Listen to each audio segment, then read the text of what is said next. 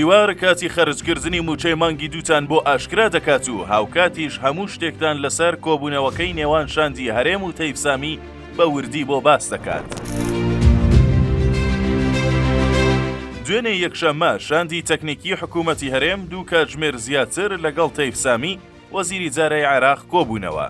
ئەنجامێکی شاندەکە بە تیواری وت نەیانتوانی قەنەعەت بە تەیفسامی بکەن بۆ ئەوەی موچەی مانگی دوو خەرج بکات. بڕیارە ئەمڕۆ شاندەکە دیسانەوە لە وەزارەتی دارایی عێراق لەگەڵ تەیفسامی و شاندی وەزارەتی دارایی عێراق کۆ ببنەوە. ئەو ئەندامەی شاندی هەرێم وتیشی تەیفسامی بیانوەکانی بەردەوامە و بەردەوام داوای تازەی هەیە. دەشڵێت بەغدا داوای ڕادەستکردنی داهاتی زیاتر دەکات و بڕوای بەوە نییە داهاتی هەرێم هەر ئەوەندە بێت کە پارەکەی ڕادەستی بەغدا کراوە. ئەو سەرچاوەیە ئەوەشی بە تیوار وت کە جگە لەوەی وەزارەتی دارایی عێراق داوای ناوی چواری موچەخۆران دەکات، ئەو کات داوای داتای 650,000 موچەخۆری بەشداری هەژماری من بۆ بە بانکیکردن دەکات. وەزارەتی دارایی عێراق وتوشیەتی ئەگەر داواکاریەکان جێبەجێکرا ئەو کات موچەی مانگی دوو زەنێرین.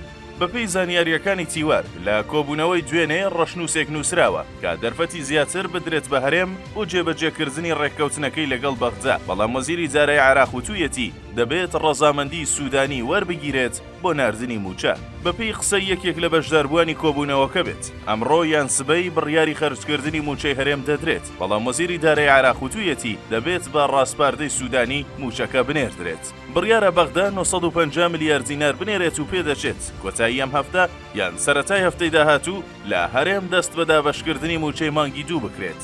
لەلایەکی ترەوە تیوار لەگەڵ بەرپرسێکی هەرێم قسەی کرد. ئەو بەرپرسە وتی کە بۆ مانگەکانی دیکەش گومانیان هەیە تەیفسامی گرفت دروست بکات بۆ موچەی هەرێم. بڕیاریشە شاندی هەرێم ئەمڕۆ دوای وەرگرتنی ڕەزامەندی خەرجکردنی موچە بگەڕێنەوە هەرێم.